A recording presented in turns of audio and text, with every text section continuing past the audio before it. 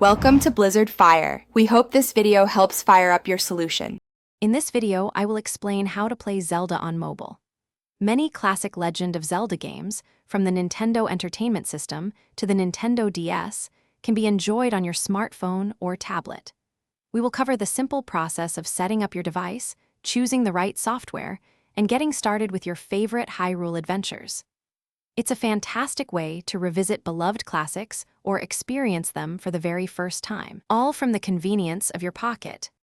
To begin, you'll need two main components: an emulator and game files, often called ROMs. An emulator is an application that mimics the original console, allowing your phone to run the game. Popular choices include RetroArch for multiple systems or specific emulators like Drawstick for Nintendo DS games. Once you have your emulator, you'll need the game ROMs.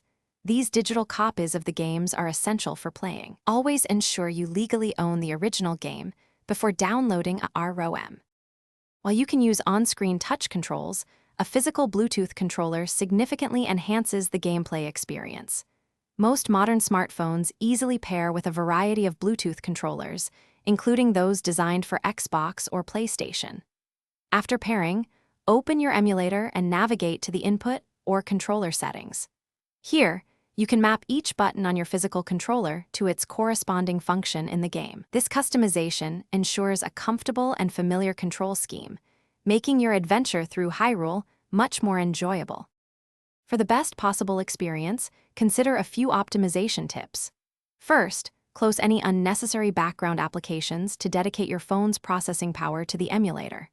Second, explore your emulator settings. Options like frame skip can improve performance on older devices, while video filters can enhance graphics. Finally, remember to save your progress often. Utilize both the game's built-in save features and the emulator's save state function, which allows you to save at any point. This ensures you never lose precious progress on your epic quest. Thanks for watching. If you found this helpful, don't forget to like and subscribe.